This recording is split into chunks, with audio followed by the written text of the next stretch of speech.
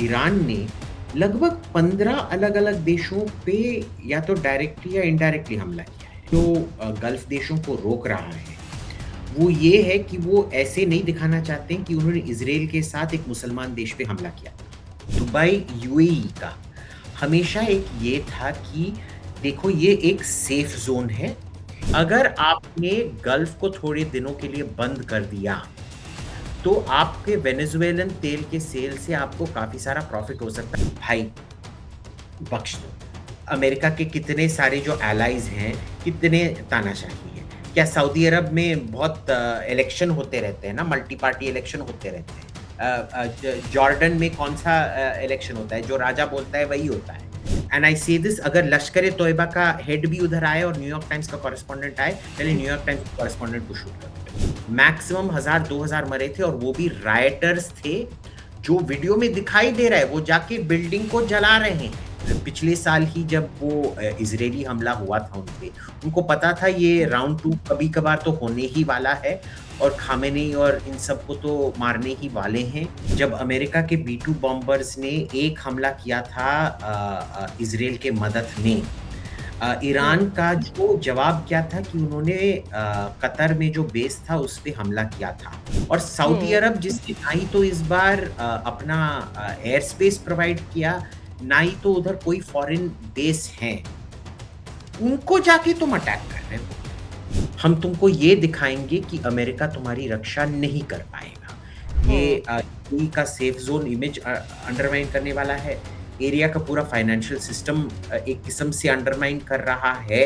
जो security architecture है उधर का, उसको अंडरमाइन कर रहा है। चीन ऐसा देश है जो दोस्ती में विश्वास ही नहीं रखता है। वो हर घर में एक शकुनी ढूँढता है और उस शकुनी को फिर पैसा देता है या हथियार देता है। पाकिस्तान वो ऐसा बंदा है जो खुद आग जला के फिर पैसा लेता है उस आग को बुझाने के लिए। पिछले टाइम से ईरान बहुत ज़्यादा ज़बरदस्त जवाब दे रहा है, जबकि अमेरिका इज़राइल का जो युद्ध विमान का नंबर है, वो लगभग दुगना-तिगुना हो चुका है। ये कैसे हो रहा है? इस बार अगर आपने ईरान को बहुत ज़्यादा धक्का दिया, तो क्षमता है ईरान में कि वो एक डर्टी बॉम्ब का इस्तेमाल करे। नमस्कार, पांचजन्य में आप सभी का बहुत-बहुत स्वागत है। वेस्ट एशिया एक बार फिर से बारूद के ढेर पर खड़ा नजर आ रहा है। ईरान के ऊपर इजराइल और अमेरिका ने जिस तरह से हमला किया, उसके बाद ईरान ने जो पलटवार किया, ज्यादातर जीसीसी कंट्रीज यानी जहां-जहां जो खाड़ी देश हैं, वहां पर जहां अमेरिका के बेसेस बने हुए थे, एयर बेस बने हुए थे, वहां पर ईरान ने भी ताबड़तोड़ हमले किए हैं। 3 दिन हो चुके हैं। ऐसा लग रहा था अमेरिका को, इजराइल को कि शायद ईरान कमजोर पड़ेगा। कमजोर पड़ा है क्योंकि उनके सुप्रीम लीडर अयतुल्ला खamenei जो हैं, उनकी मौत हो चुकी है इस हमले में और टॉप लीडरशिप के कई नेता मारे गए हैं। लेकिन इसके बावजूद ईरान की तरफ से हमले नहीं रुक रहे हैं। आखिर किस तरफ जा रही है ये पूरी जंग और क्या होंगे इसके आने वाले दिनों में परिणाम, इस सब पर बातचीत करने के लिए हमारे साथ हैं अभिजीत अय्यर मित्रा। अभिजीत, बहुत-बहुत स्वागत है आपका एक बार फिर से। Thank you Trupti ji. Fun being back. Abhijit, हमने जब लास्ट टाइम आप आए थे, हमने काफ़ी चर्चा की थी कि यूएस आखिर चाहता क्या है या ईरान क्या करना चाहता है। तब उनके बीच में बातचीत चल रही थी कि कोई समझौता हो जाएगा। समझौता तो नहीं हुआ, लेकिन जो आशंकाएँ जताई जा रही थी, ये हमला हो गया। 3 दिन हो चुके हैं। ईरान अपनी तरफ से लगातार लगा हुआ है। टॉप लीडरशिप कह रहे हैं कि उसकी जो है पूरी खत्म हो चुकी है, लेकिन सक्सेसर्स बार-बार आते जा रहे हैं। क्या दिख रहा है ये जंग जा कहाँ रही है? अमेरिका और इज़राइल क्या चाहता है और ईरान आखिर क्या चाहता है, जिस तरह से उसने खाड़ी देशों में, मुस्लिम देशों में हमले किए हैं? देखिए, मेरे को लगता है अमेरिका इतना क्लियर नहीं है वो क्या चाहता है और बहुत कुछ असम्पशन्स कर दिए हैं। ये रेजीम चेंज, अभी तक रेजीम चेंज हवा से तो होता नहीं है बॉस। रेजीम चेंज के लिए ग्राउंड पे ट्रूप्स होने पड़ते हैं जो अभी तक हुए नहीं हैं। नज़र भी नहीं आते हैं आते हुए। तो इसमें कोई ये संकोच नहीं करूँगा बोलने के लिए कि अभी रेजीम चेंज तो मेरे को करना बहुत ही मुश्किल लगता है। दूसरी बात ये है कि ईरान ने भी अफ़गानिस्तान में जो हुआ और इराक में जो हुआ उससे काफ़ी सारे वो सबक सीख चुका है और हमको भी ये गलती नहीं करनी चाहिए कि हम सोचें कि ईरानी इतने बुद्धू हैं और उन्होंने प्रिपरेशन नहीं करके रखे। अभी आप देखेंगे जब 28th को ये शुरू हुआ था, एक अमेरिकन ऑफिशियल ने बोला था ये 4 दिन के लिए चलेगा, फिर 2 दिन रुक के हम असेसमेंट करेंगे, फिर से शुरू करेंगे। शायद 4 दिन में ही सब कुछ हो जाए। अभी तक तीसरे दिन में मेरे को कुछ नहीं लग रहा है हुआ है।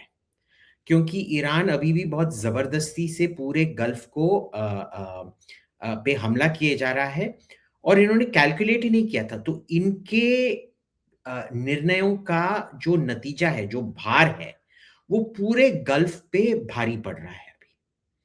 तो मैं ये नहीं मानता हूँ देखिए मिलिटरीली अगर आप बात करें, अगर अगर आप क्लॉज़ेविट्ज़ जो मॉडर्न युद्ध के सबसे बड़े हम्म। गुरु माने जाते हैं। वो बोलते हैं कि युद्ध जो है वो बस मिलिट्री के बारे में नहीं है, वो पॉलिटिकल जीत होती है। तो हम्म। ये ऐसे भी हो सकता है कि अमेरिका मिलिटरीली जीत जाए पर पॉलिटिकली हार जाए। क्योंकि पूरा जो गल्फ है ठीक है, ईरान पे तो बहुत गुस्सा है कि ईरान हम पे हमला कर रहा है, पर वो अमेरिका से ये पूछ रहा है कि भाई तुम हमको बोल तो सकते थे। हमारे क्या ज़िंदगी इतना तुम्हारे लिए मामूली लगता है कि तुमने हमारे रक्षा के लिए ठीक से बंदोबस्त नहीं किया था? तो ये भी है। और जहाँ आप देखेंगे ईरान का सवाल है, वो तो बस यही चाहता है। वो अमेरिका के बंधुओं के बीच में वो नारद मुनि वाला काम करना चाहता है और अभी तक लग तो रहा है कि हो रहा है कुछ न कुछ ऐसे ही। बिल्कुल, लेकिन एक चीज़ जो है ना, कभी किसी ने सोचा नहीं था कि दुबई और दोहा जैसी जगहों पर इस तरह की बमबारी होगी। ये मिडल ईस्ट या वेस्ट एशिया जिसको हम बोलते हैं, उनके लिए काफ़ी दहलाने वाली बात है। आप ग्राउंड ट्रूप्स की बात कर रहे थे। अमेरिका के पास ग्राउंड ट्रूप्स नहीं है, लेकिन यहाँ पे ये ध्यान रखने वाली बात है कि ईरान के पास हमास, हिजबुल्लाह और हूती इन तीनों का समर्थन है, जो कि वहाँ ग्राउंड पे अच्छी तरह से एक्टिव होकर जवाब दे सकते हैं। क्या ये शंकाएँ जो बाकी के जो देश हैं वेस्ट एशिया के उन्हें भी है? और दूसरी बात, जब इतने देशों पे ये हमला किया है, 7-8 देशों पर ईरान ने जो है मिसाइल्स और ड्रोन्स भेजे हैं, क्या ये माना जाए कि वो लोग भी इस पूरी जंग में शामिल होंगे या वो शांति की प्रतीक्षा करेंगे? देखिए इसमें प्रॉब्लम क्या होगा मैं पहले आपका दूसरा प्रश्न का सवाल देता हूँ। अ, इसमें सबसे बड़ा चीज़ जो गल्फ़ देशों को रोक रहा है, वो ये है कि वो ऐसे नहीं दिखाना चाहते हैं कि उन्होंने इज़राइल के साथ एक मुसलमान देश पे हमला किया था। तो इस वजह से मैं मानता हूँ कि बाकी के जो देश हैं वो जवाब देने से रुकेंगे। शायद अमीराती उतना नहीं रुकेंगे, बहरीनी भी शायद उतना नहीं रुकेंगे, पर बाकी तो काफ़ी रुक जाएँगे इसके वजह से। काफ़ी, पूरा नहीं पर काफ़ी तो रुक जाएँगे। दूसरी बात ये है अभी तक ईरान ने लगभग 15 अलग-अलग देशों पे या तो डायरेक्टली या इनडायरेक्टली हमला किया है। ओमान पे किया, ओमान तो उनका दोस्त था, घनिष्ठ दोस्त था, जो हुँ। पूरा का पूरा मीडिएशन कर रहा था। अमीरात में किया है, बहरीन पे किया है, कतर पे किया है, सऊदी अरेबिया के पे किया है, जॉर्डन उर्दून पे किया है, यूएई में फ्रेंच बेस पे किया है, ओमान में ब्रिटिश बेस पे किया है, इज़राइल पे किया है, साइप्रस पे जो उनका ब्रिटिश बेस था हुँ, आक्रोटिरी साइप्रस में, उस पे हुँ, साइप्रस पे हमला किया है। अभी लिस्ट में नहीं आ रहा है पर मैंने गिनती की थी टोटल में 15 देशों पे डायरेक्टली या इनडायरेक्टली हमला हो चुका हुँ। है। तो वो क्या कर रहे हैं कि सभी बैठ के देख रहे हैं कि भई ये हो क्या रहा है? और जहाँ बात रही आपके पहले प्रश्न का कि जो दुबई इ और दोहा जैसे जगहों पर इस हमने कभी सोचा नहीं था। उसमें क्या है अगर आप देखेंगे दुबई यूएई का हमेशा एक ये था कि देखो ये एक सेफ ज़ोन है, इधर सब कोई आ सकता है। शरणार्थी आ सकता है, इज़राइली आ सकता है, ईरानी आ सकता है, आतंकवादी भी आ सकता है पर आप इधर आतंकवाद नहीं करोगे। और उसके बदले में आपको इधर शरण मिलेगा। आप अपनी जो फाइनेंशियल डीलिंग्स हैं, आप आर्थिक जो अरेंजमेंट हैं, वो आप इधर कर लीजिए, पर इधर कुछ बम नहीं फटेगा। और उसमें क्या होता था कि दुबई बहुत केयरफुली, यूएई अमीरात जो है बहुत ध्यान से उन आतंकवादियों को अकाउंट्स जो बनाते थे और जो हवाला होता था, उस सब का इंफॉर्मेशन हिंदुस्तान को, सिंगापुर को, अमेरिका को, ब्रिटेन को दे देता था। तो सब सब लोग इस पे खुश थे। जब मैं ईरान में था, जब भी मैं ईरान हम्म। जाता हूँ, जब उधर क्रेडिट कार्ड इस्तेमाल नहीं होता है, पूरा कैश इकोनॉमी है। तो अगर क्रेडिट कार्ड में अगर आपको कुछ करना पड़े, ईरान में क्या होता है, वो उनके पास credit card point of sale machine है जो यूएई से आता है। और उधर क्या होता है, आप ये ट्रांजैक्शन करेंगे, वो यूएई में कंफर्म होगा और फोन पे हाँ आ गया है करके बोल देंगे। So you can credit card जो चलाना पड़ता है वो यूएई से चलाना पड़ता है उसके हम्म। लिए। आप क्यों फालतू में उसको भी ये करेंगे? बट इससे वजह से क्या हुआ है, जो दुबई और पूरे अमीरात का जो ये एक माहौल था कि ये सबके लिए है और सबके लिए सेफ जोन है, वो टूट गया है। साइकोलॉजिकल इम्पैक्ट जो इसका है, वो काफी भारी है। जो साइकोलॉजिकल इम्पैक्ट की आप बात करें ना अभिजीत, जब अब हमने देखा है कि अब क्योंकि सोशल मीडिया का ज़माना है, एक साइकोलॉजिकल इम्पैक्ट पड़ता है जिस तरह की विजुअल्स आप भेजते हैं। आज ही जैसे हम देख रहे थे कि ईरान की तरफ से एक वीडियो जारी किया गया है जिसमें किलोमीटर दूर तक एक टनल के अंदर ड्रोन्स रखे हुए हैं, उनके हथियार रखे हुए हैं।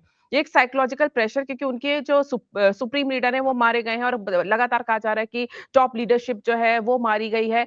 तो ये कि साइकोलॉजिकल इम्पैक्ट यहाँ पर पड़ता दिखाई देता है। लेकिन इसी सोशल मीडिया के ज़रिए ये नैरेटिव भी पूरी दुनिया में फैलाया गया था कि ईरान के लोग, ईरान की जेन ज़ी, ईरान की जनता, ईरान की महिलाएं वहां पे सत्ता परिवर्तन चाहती हैं। लेकिन जब खामनेई की मौत की खबर आती है तो जो तस्वीरें ईरान की मीडिया की तरफ से हमें दिखाई जाती हैं, ऐसा लग रहा है कि पूरा ईरान सड़कों पर आ गया और अपने सुप्रीम नेता के मरने का शोक मना रहा है। सच क्या है? अब सोशल मीडिया पे देखें तो सच क्या है? कुछ तस्वीरें आ रही है खुशी की, कुछ आ रही गम की। वहां की जनता आखिर चाहती क्या है? देखिए, उनकी जनता जो भी चाहती है वो विदेशी हमला तो चाहती नहीं है। ठीक है? ये हम सबको समझना पड़ेगा, वो सबसे पहले राष्ट्रवादी हैं। उनके लिए उनका राष्ट्र बाहरी ताकतों से बेहतर है। जो भी है, वो उनका आंतरिक मामला है। दूसरी बात ये है कि ये अफ़वाह हमेशा फैला जाता है। हिंदुस्तान के बारे में भी ये फैलाया जाता है कि मोदी दूसरा हिटलर है, ये तानाशाही चल रहा है, क्या डेमोक्रेटिक बैकस्लाइडिंग, याद है ना वो टर्म क्या यूज़ किया था? आप हम्म। अभी इलेक्शन करते हैं पर आपका डेमोक्रेटिक बैकस्लाइडिंग हो रहा है। भाई डेमोक्रेटिक बैकस्लाइडिंग क्या होता है बॉस? तो ये सब अफ़वाह हम्म। फैलाते रहते हैं ये लोग। आप देख लीजिए, जब जब देश के नेता को निकाला गया है, कितने लोग आके उसका खुशी मना रहे हैं, वीडियो थे। पर वो सब उन वो अमृता शेरगिल मार्ग, पृथ्वीराज मार्ग दिल्ली में, मद्रास में बोट क्लब हम्म। रोड, मुंबई में मालाबार हिल्स, इन जैसे सुपर हाई इनकम एरियाज में खुशी मनाए जा रहा था। ऑर्डिनरी बंदा नहीं मना रहा था। ये हम्म। भी सच है कि जो सब प्रदर्शन हुए उधर, उन सबको उधर के मुल्लाओं ने बाहर आके चलो चलो जाके सब जुलूस में आ जाओ करके बोला भी था। पर देखिए, सच भी उससे ज्यादा दूर नहीं है, क्योंकि उन्हीं प्रदर्शनों में भी आपने देखा होगा कि हिजाबी औरतें भी थी, पर नॉर्मल औरतें भी थी जो बहुत कम, जितना कम हो सके उतना अपना सर ढकती हैं। ठीक है ना? हम्म। तो ये पूरा का पूरा भी ये नहीं है। और देखिए, जो भी होता है, अगर आखिर एक हिंदुस्तानी तो हिंदुस्तानी का ही समर्थन देगा, कोई गोरे के खिलाफ। उधर भी वही है। हम पता नहीं क्यों इसको समझ नहीं पाते हैं इधर। हम बोलते हैं कि वॉल स्ट्रीट जर्नल और वॉशिंगटन पोस्ट और न्यूयॉर्क टाइम्स और बीबीसी और सीएनएन हिंदुस्तान के बारे में सरासर झूठ बोल रहे हैं, पर ईरान के बारे में एकदम सत्यवादी हरिश्चंद्र बन गए हैं। ऐसे तो हो नहीं सकता है ना। सो ये है उधर का रियलिटी अभी। हम्म। लेकिन और अब अमेरिका का अगर हम देखें, जो ये इजराइल और अमेरिका ने हमला किया है, सबसे बड़ा प्रश्न अमेरिका चाहता है या इजराइल, तो इजराइल की तो दुश्मनी समझ में था, अमेरिका क्या चाहता है? सत्ता परिवर्तन चाहता है, तेल का खेल चाहता है, या वहां के लोगों के बीच में जो लगातार बोल रहा था कि लोकतंत्र की आवाज वहां उठ रही है इसलिए वहां गया है, क्षेत्र के अंदर अपना प्रभुत्व चाहता है? मुख्य उद्देश्य अमेरिका का क्या है इस पूरे वॉर में? और एक इसी के साथ मैं ये भी जोड़ देती हूँ, क्या इराक और एक-एक हमने करके जिस तरह से सीरिया मेरे को याद नहीं रहेगा, हाँ, एक-एक करके करते हाँ, हाँ, रहेंगे। मेरे ठीक को है। याद नहीं रहेगा, ठीक है ना?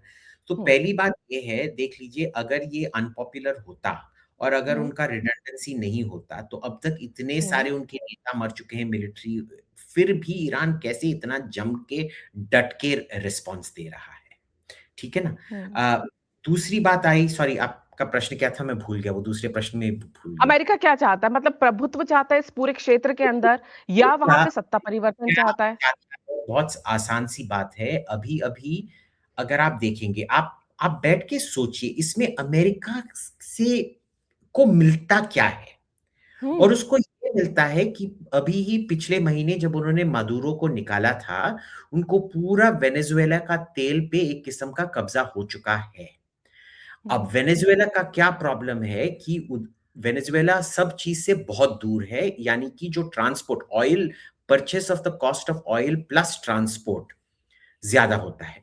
प्रोसेसिंग में वो स्वीट क्रूड और डार्क क्रूड के बीच में जो होता है, वो तो रिफाइनरी मैनेज कर लेते हैं, उसमें कोई बड़ा थोड़ा-सा एक्स्ट्रा कॉस्ट है, इतना नहीं है। पर ट्रांसपोर्ट का जो कॉस्ट है, वो बहुत भारी पड़ता है।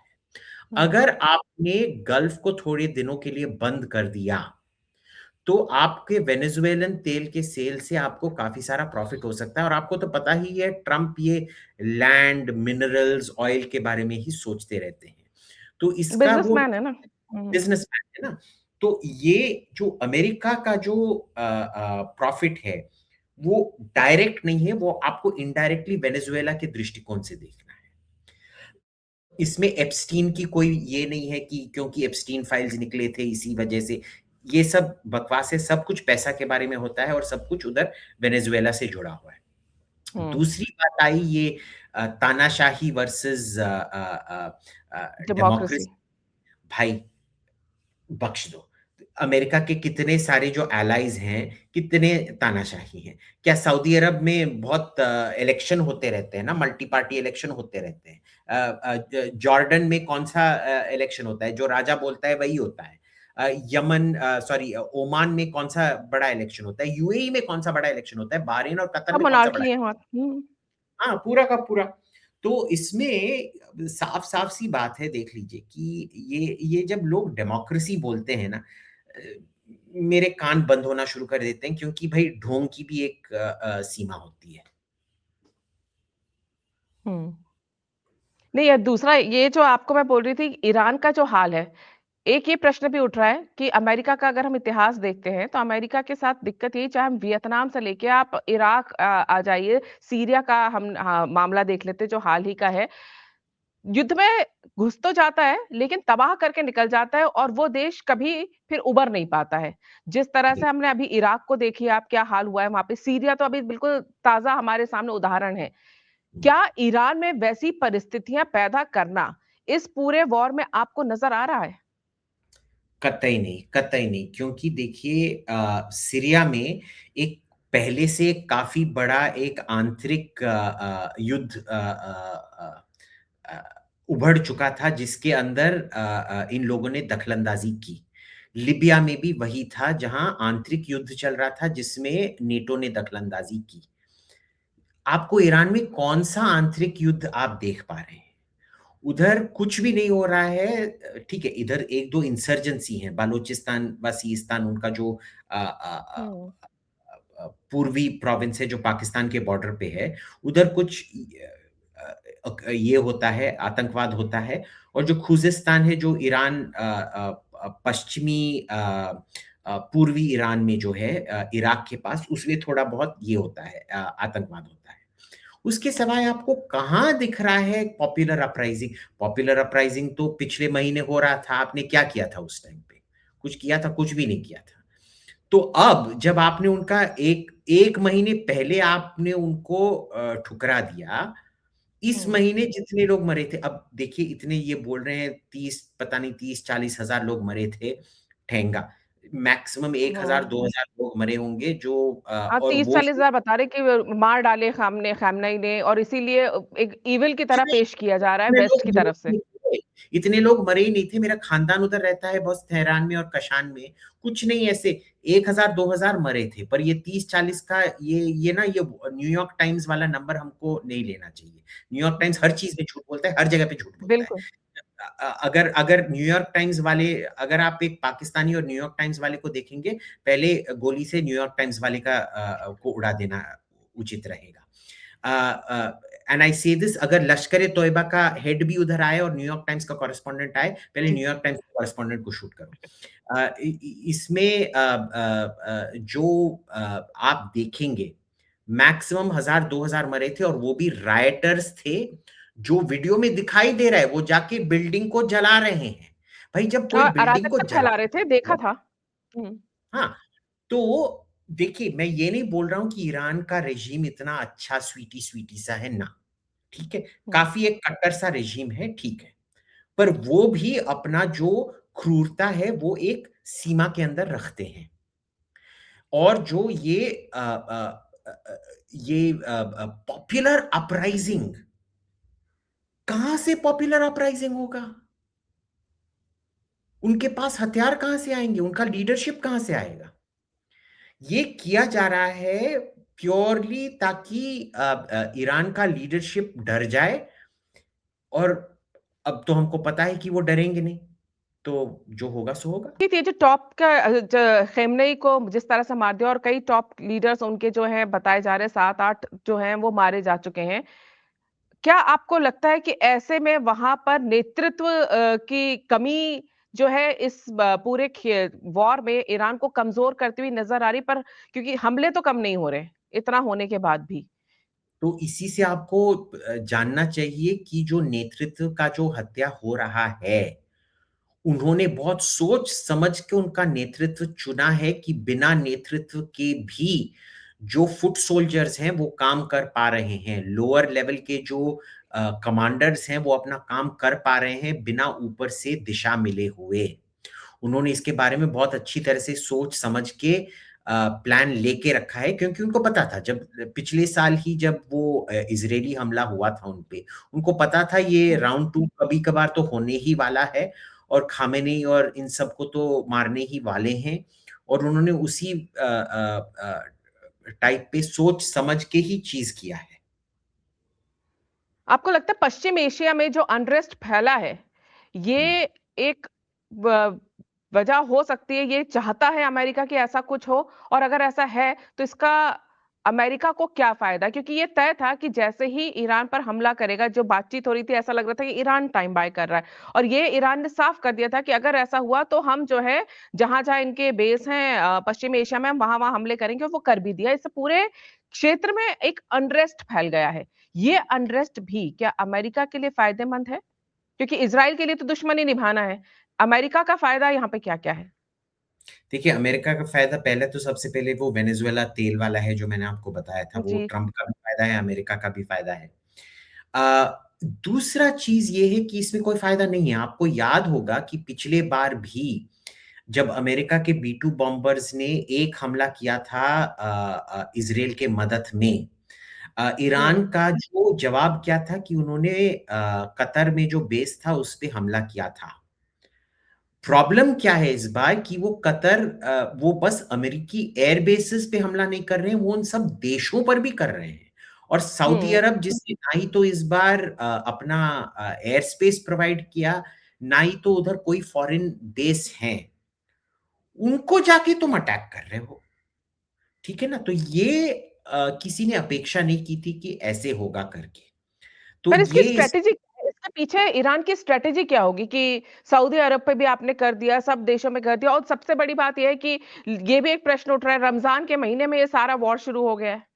हुँ, पर रमज़ान में ईरान ने वॉर नहीं शुरू किया था, वो तो इज़राइल ने किया था। वही और उसका अमेरिका ने उस उसी समय वही समय चुना, और पूरे में जितने पश्चिम एशियाई मुस्लिम देश हैं, सभी जगह रमज़ान ही चल रहा है, और ऐसे में ईरान ने जो स्पेसिफिक टारगेट्स किए हैं, क्या स्ट्रैटेजी है उसके पीछे? देखिए स्ट्रैटेजी जो है, वो एक तो दुबई का ये सेफ ज़ोन इमेज तबाह करने वाला है।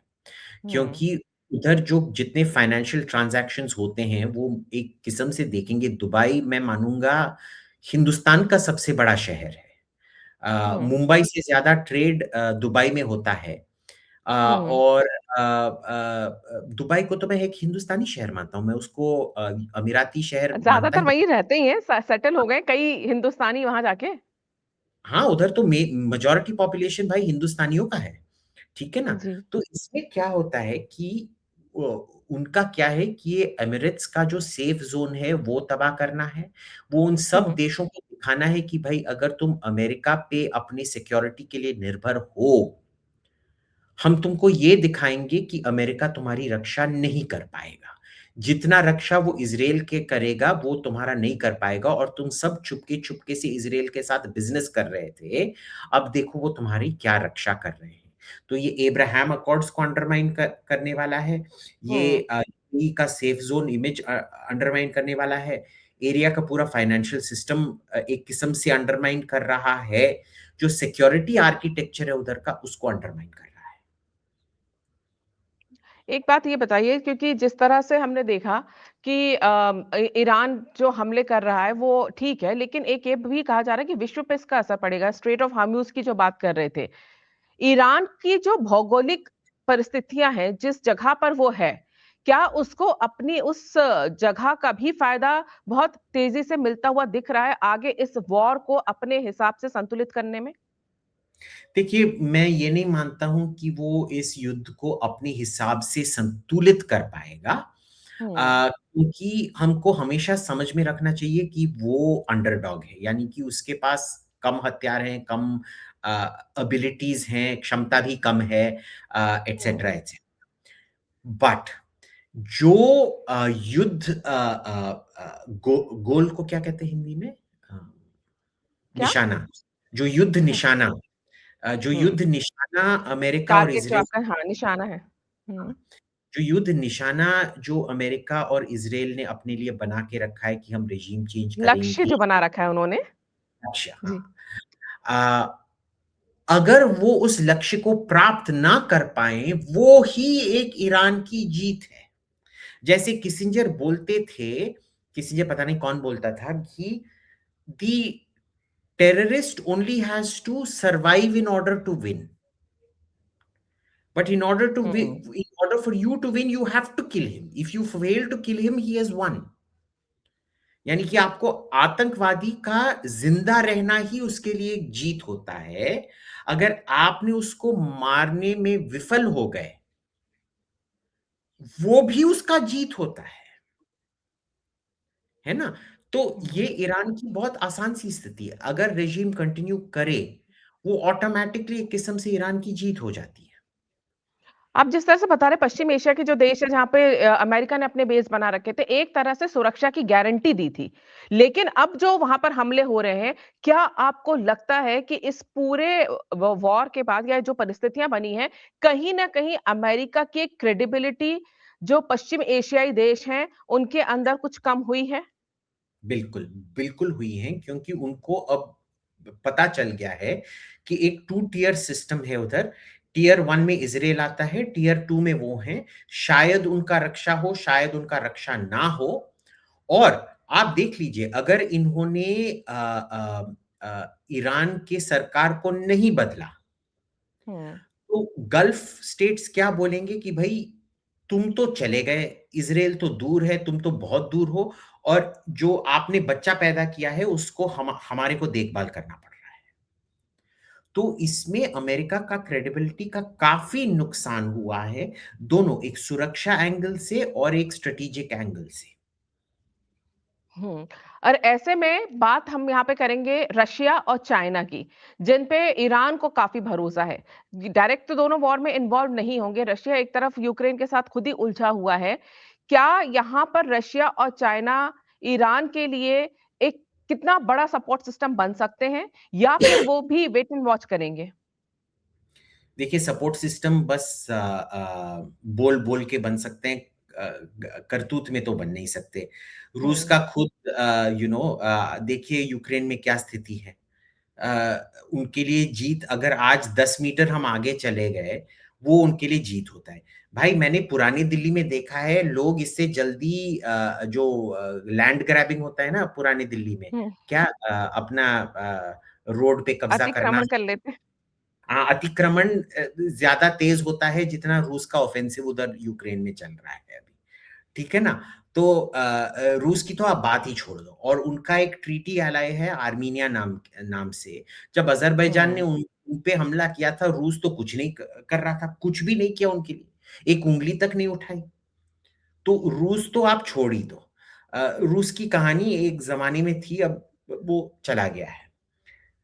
आई चीन की बात, देखिए चीन ऐसा देश है जो दोस्ती में विश्वास ही नहीं रखता है। वो हर घर में एक शकुनी ढूंढता है, और उस शकुनी को फिर पैसा देता है या हथियार देता है। यानी कि आप देख लीजिए, अगर वो आपका घर हड़पना चाहता है, वो आके आपके जो कोई मंत्रा जैसे कोई शख्स को ढूंढ लेगा आपके घर में, और उस मंत्रा के द्वारा आपके बच्चों को आपके खिलाफ, आपके पति को आपके खिलाफ कर देंगे, और फिर उस मंत्रा के हाथ में एक चक्कू या पिस्तौल दे देंगे, बोलेंगे कि भाई मार डालो। आप देखिए उन्होंने क्या किया है, नॉर्थ कोरिया को इस्तेमाल करके जापान और साउथ कोरिया को रोक के रखा है, पाकिस्तान को इस्तेमाल करके हिंदुस्तान को रोक रखा है, लाओस और म्यांमार को इस्तेमाल करके पूरे आसियान को रोक रखा है, रूस को इस्तेमाल करके पूरे यूरोप को रोक रखा है ना? और हम्म। इसमें हम ही ये बुद्धू हैं जो मानते हैं कि चीन के साथ कोई रिश्ता कोई बना सकता है। चीन के साथ रिश्ता बनाना ही नामुमकिन है। तो वो रोएंगे बहुत पब्लिक में आके, बहुत पता नहीं शी जिनपिंग के आंख से आंसू भी निकलता है या नहीं, पता नहीं। ये हम्म। पब्लिक में कुछ करेंगे, बट एक्चुअल में कुछ भी नहीं करने वाले। कब, अरे उनके उन्होंने पाकिस्तान की मदद नहीं की है, बर्मा की मदद नहीं की है। एक्चुअली बर्मा में तो बहुत बड़ा इंसर्जेंसी चला रहे हैं वो लोग। लाओस हम्म। के मदद कुछ नहीं किया है। अब ईरान इतना दूर है, चीन और ईरान के बीच में तो कोई बॉर्डर भी नहीं है, कम से कम रूस और ईरान के बीच में बॉर्डर है। बॉर्डर इधर पे। क्या करना है? नहीं, आपने क्योंकि बात की तो इस हम उस देश की भी बात कर लेते हैं जिसका इस पूरे वॉर के दौरान धोबी के कुत्ते जैसा हाल हो गया, ना घर का ना घाट का, पाकिस्तान। सबसे पहला तो हंसी उस तब समय आई जब पाकिस्तान ने ईरान पर हमले की निंदा की। हम्म, दूसरा, फिर वहां पर खुद को जो है, वहां तालिबान जो है अपना खुद युद्ध कर रहा है अफगानिस्तान में। तालिबान वहां से इनको करारा जवाब दे रहा, और ये कह रहे हैं कि युद्ध रोक देना चाहिए ईरान का। पाकिस्तान के अंदर किस तरह से शिया मुसलमानों ने, हमने देखा कि वो अमेरिकी काउंसलेट उसको कैसे तोड़ फोड़ के अंदर घुस गए। इस पूरे खेल में पाकिस्तान ऐसा फंसा हुआ है, इसकी क्या भूमिका रहेगी? अमेरिका इसको कैसे इस्तेमाल करेगा, विशेष तौर से तब जब पाकिस्तान की तो बॉर्डर भी ईरान से लगती है। देखिए सबसे बड़ा हानि जो पहुंचा है ये पाकिस्तान सऊदी अरेबिया का जो डिफेंस पैक्ट है ना, उसपे पहुंचा हम्म। है। इस बार ना ही तो सऊदी अरेबिया ने पाकिस्तान का मदद किया अफगानिस्तान वाले युद्ध में, और जो पाकिस्तान और जो ईरान अभी सऊदी अरेबिया पे इतना हमला किए जा रहे हैं, इसमें पाकिस्तान कहाँ है बॉस? कुछ तो कर नहीं रहा है, कुछ करेगा भी नहीं। तो सऊदी निंदा को भी, कर रहा है, निंदा। पाकिस्तान की तो बात ही छोड़ दो, वो एक देश नहीं है, वो एक कॉमेडी शो है जो देश के पोशाक में अपने आप को प्रस्तुत करता है। पर ये भी तो कहा जा रहा था अभिजीत कि अमेरिका ने पाकिस्तान से जो दोस्ताना व्यवहार, जबकि वो बराबरी का कहीं से कहीं तक नहीं, उसकी हैसियत क्या है? ओसामा बिन लादेन वहां से मिला, उसके बाद भी जिस तरह से पिछले हम ऑपरेशन सिंदूर के बाद से भी देख रहे हैं, पाकिस्तान के साथ जो दोस्ती वो कर रहा था, उसमें ये कहा जा रहा था कि ईरान के ऊपर अगर हमला होता है तो पाकिस्तान का जो स्ट्रेटेजिक पूरा एरिया जो है, वो काम आएगा ज्योग्राफिकली, अगर हम देखा जाए तो। ऐसे में अब जब छिड़ चुका है युद्ध, क्या पाकिस्तान को भी अमेरिका इस्तेमाल करेगा हमले के लिए? देखिए पाकिस्तान शायद इस्तेमाल करेगा उस हमले के लिए, बट द थिंग इज कि पाकिस्तान तो अमेरिका को जगह ही नहीं दे रहा है, एयर स्पेस ही नहीं दे रहा है अपना हमला कंडक्ट करने के लिए। तो हुँ। पाकिस्तान वो ऐसा बंदा है जो खुद आग जला के फिर पैसा लेता है उस आग को बुझाने के लिए। अभी तक कुछ नहीं हुआ है जो पाकिस्तान किसी की मदद कर पाए। पर अमेरिका ऐसे बंदा है जो, अगेन हमको समझना चाहिए कि ट्रंप का पाकिस्तान में इंटरेस्ट क्या है, कि बलूचिस्तान में हुँ। काफी सारे रेयर अर्थ मिनरल्स हैं। उतना ही उनका इंटरेस्ट है और कोई इंटरेस्ट नहीं है। आपने देखा है अमेरिका ने कुछ किया अभी जब तालिबान और पाकिस्तान के बीच में चल रहा है, ट्रंप ने कोई दखल-अंदाज़ी की नहीं। बावजूद ये कि तालिबान ने कल ड्रोन से नूर खान एयरबेस पे हमला किया है, वही एयरबेस जहां हमने हमला किया था, हम्म। जहां का न्यूक्लियर कमांड था, फिर भी हम्म। कुछ नहीं हुआ। तो ये देखिए पाकिस्तान अपने आप को बहुत बड़ा ये क्या बाजीगर समझता है। अ, असली में देखिए जो चपरासी होते हैं अगर वो अपने आप को बाजीगर समझते हैं, very good for them, congratulations. नहीं, पर जिस तरह से वो बाजीगर तो समझ रहा है, लेकिन सारा खेल जो है वहां पर तालिबान ने बिगाड़ रखा है पाकिस्तान का। यहाँ पर एक चीज हम भारत के अगर संदर्भ में देखें, ये जो पूरा सिनेरियो चल रहा है, कह रहे तेल के जो है उस पर असर पड़ेगा। अभी पूरा जो खेल चल रहा है, भारत की इस पूरे जो कॉन्फ्लिक्ट है, इसमें आपको क्या लगता है? भारत तटस्थ है, ना वो इजराइल के पक्ष में कुछ बोल रहा है, ना वो ईरान के पक्ष में, ना विरोध में बोल रहा है। इस पूरे सिनेरियो का भारत के ऊपर आपको क्या प्रभाव दिखता है? देखिए प्रभाव जो होगा वो तेल के दाम में हो सकता है। हम्म। अ, अच्छी बात ये है कि हम रूस से भी तेल खरीद सकते हैं हम्म।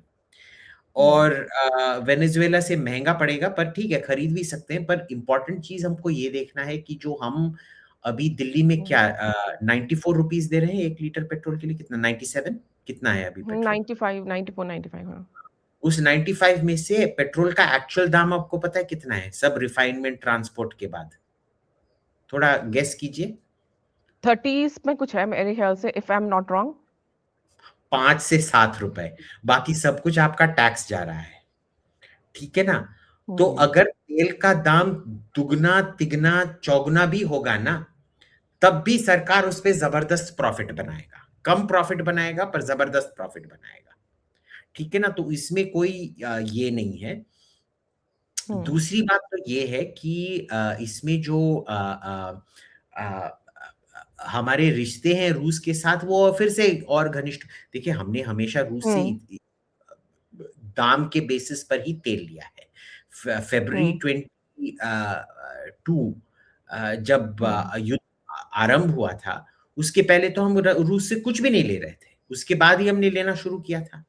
और अगर हम्म। दाम बढ़ेगा अमेरिका भी नहीं बोल पाएगा कि भाई तुम कैसे रूस से ले रहे हो, वो हम तो बोलेंगे भाई तुम ही ने रोक रखा है ना, अब तुम ही भुगतो, नहीं तो फिर हमको उसी दाम पे तेल बेचो।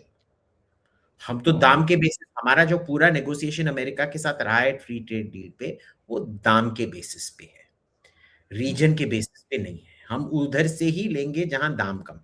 आपको रूस से हम्म। तेल लेना रोकना है, आप रूस का दाम किसी टाइप से बढ़ाइए जो आप कर सकते हैं, तो ठीक ही है। यहाँ पे एक बड़ी दिलचस्प बात और मैं करूंगी अभिजीत। सॉरी, वन सेकंड, प्रधानमंत्री मोदी। वन सेकंड, वन हाँ। Second. Yeah. There are two three important things. हमारा उधर हम्म। लगभग 1 करोड़ पॉपुलेशन है गल्फ में, उनका क्या होगा ये हमारा सबसे इंपॉर्टेंट इम्प्लीकेशन है, तेल हम्म। नहीं। तेल एक किस्म से है बट वो बहुत ज्यादा है क्योंकि उनका जो रेमिटेंस आता है बहुत ही ज्यादा है उधर का। सो उससे हम कैसे डील करेंगे वो एक बहुत सी इंपॉर्टेंट चीज है। क्योंकि खाड़ी देशों में बहुत भारतीय रहते हैं, और वहां से सही बात कह रहे हैं आप कि, और दूसरा अगर परिस्थितियां बिगड़ती हैं तो उनको वहां से लेकर आने एक बड़ी समस्या दिखाई दे रही है। हालांकि भारत ने ऐसा पहले यूक्रेन वगैरह में भी किया है, लेकिन एक चैलेंज तो वहां पर हो ही जाता है। मैं आपसे जो बात पूछ रही थी वो ये कह रही थी कि एक जो दिलचस्प बात ये है कि जो विपक्षी पार्टियां हैं वो लगातार ये बोल रही हैं कि देखिए, मोदी जी इजराइल के दौरे पे गए, पता नहीं उनकी क्या बात हुई, क्या उन्हें पता नहीं था, और वो यहाँ आए और इजराइल ने हमला कर दिया। एक्चुअली मैं उसको उस आर्ग्यूमेंट को उल्टाता हूं। जब तक मोदी इसराइल पे में थे, इसराइल वो हम्म। आक्रमण नहीं करता, क्योंकि उनको पता था कि ईरान कोई ना कोई जवाब देगा उसका और वो फिर अपने ही मेहमान को एक सुरक्षा मैटर बना देते। तो हम्म। इसी वजह से मोदी के जाने से रुक गया। और अगर मान ही लो कि उन्होंने मोदी से बोला कि हम हमला करने वाले हैं, तो क्या, तो क्या हमने कुछ किया है क्या? कुछ नहीं किया ना। तो हम क्या हाँ। करेंगे? बोलेंगे उधर नहीं नहीं तुम रोको क्या? अब हम करेंगे क्या? नहीं। अगर रोकना ही था तो हम्म। जब कोरियन वॉर चल रहा था ना, जब चीन ने उत्तर कोरिया की मदद की थी अमेरिका के खिलाफ, तो नेहरू जी क्यों जाके माओ सेतुंग और जाओ एनलाइ से चुम्मा चुम्मी कर रहे थे? उनको भी नहीं करना चाहिए था। जाओ एनलाइ को हम्म। तो उस टाइम लिया के हमारे मिलिट्री एकेडमी में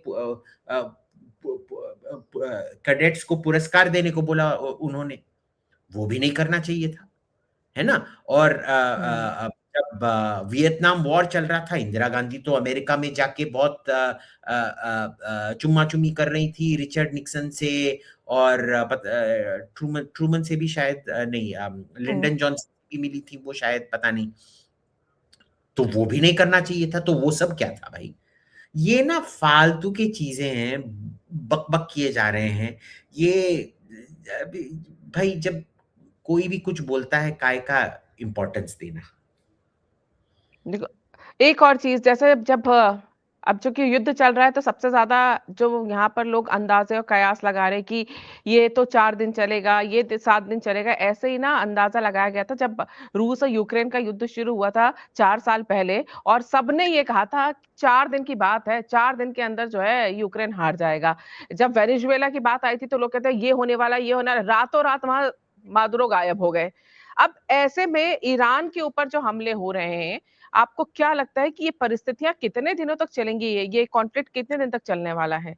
मेरे को तो ये जल्दी खत्म होने वाला कॉन्फ्लिक्ट नहीं लगता है। शायद पॉजेज़ होंगी, पर इसमें राउंड 2, राउंड 3 भी होगा। मेरे को ये नहीं लगता है ये एक राउंड में खत्म होने वाला कॉन्फ्लिक्ट है। वैसे मैं चेतावनी हुँ। दे दूँ हमारे व्यूअर्स को कि मैंने भी बोला था वो यूक्रेन वाला युद्ध 4 दिन में खत्म हो जाएगा। तो अच्छा। मेरे को आपने बोला था? हाँ, हाँ, हाँ। मैं तो उसको मानता हुँ। था, क्योंकि मैं मेरे को तो लगता था कि ये रूसी जो आक्रमण था ये एकदम गैर कानूनी, नाजायज़। गैर कानूनी होना हुँ। एक चीज़, नाजायज़ होना एक और चीज़ है। नाजायज़ था क्योंकि मैंने फ़ॉलो ही नहीं किया था कि अमेरिका ने 2014 से लेके जब क्राइमिया पे आक्रमण हुआ क्रीमिया, था, हाँ। वहाँ से लेके 2023 तक उन 8 सालों में कितना सारा अमेरिका ने यूक्रेन को फ़ौज को ज़बरदस्त किया था, मैं वो देख ही नहीं रहा था। तो हुँ। ये मेरी गलती थी कि मैं देख नहीं रहा था, और मेरे को भी नहीं लग रहा था कि भई देखिए मेरे जो भी क्रेमलिन में जो दोस्त थे, उन्होंने भी बोला नहीं होने वाला है। जो मेरे हुँ। इज़राइल इंटेलिजेंस में जो दोस्त थे, वो भी बोल रहे थे नहीं, नहीं कुछ नहीं होने वाला है। फ्रेंच भी बोल रहे थे नहीं होने वाला है, और मेरे ब्रिटिश और अमेरिकन दोस्त बोल रहे थे हाँ बेटा होने वाला है, होने वाला है। और मैंने देखा भाई तुम लोग ना इतने फालतू के एंटी रशियन हो ना, तुम्हारे सामने अगर एक रूसी ने खाना भी रख दिया, तुम बोल दोगे तो मेरे सामने साइनाइड रखा है। तो हर हर हर बंदे की कोई ना कोई कमजोरी होती है, ऐसे दृष्टिकोण में हुँ। कुछ छिप जाता है। I think this war will continue for at least a month, क्योंकि एटलीस्ट। अमेरिका की सामरिक शक्ति बहुत ज़्यादा है, हमने देखा जिस तरह के हवाई हमले करे, टेक्नोलॉजी में वो काफ़ी आगे है, लेकिन जो सबसे बड़ी समस्या अमेरिका के साथ है, जो ग्राउंड ट्रूप्स की बात कर रहे हैं। वहीं दूसरी तो तरफ ईरान के ये पास सब जो हथियार है नहीं वो हैं, नहीं लेकिन नहीं हमास, हूती और हिजबुल्लाह को एक्टिव कर दिया जाए, तो ये परिस्थितियाँ जो कर दिया गया है। तो आपको लगता है कि ये जो हवाई लड़ाई अमेरिका लड़ रहा है, जो ग्राउंड पे हमास, हूती और हिजबुल्लाह करेंगे, हालाँकि हिजबुल्लाह के एक और नेता को मार दिया है, क्या ये उतना आसान नहीं है अमेरिका और इज़राइल को जितना दिखाई दे रहा है? यही तो मैं पहले से बोले जा रहा हूँ, अमेरिका और इज़राइल ने बहुत मिसकैल्कुलेशन कर रखा है इस पूरे चीज़ में। देखिए, इज़राइल ने जो पहले राउंड में किया था पिछले साल, अ, हुँ।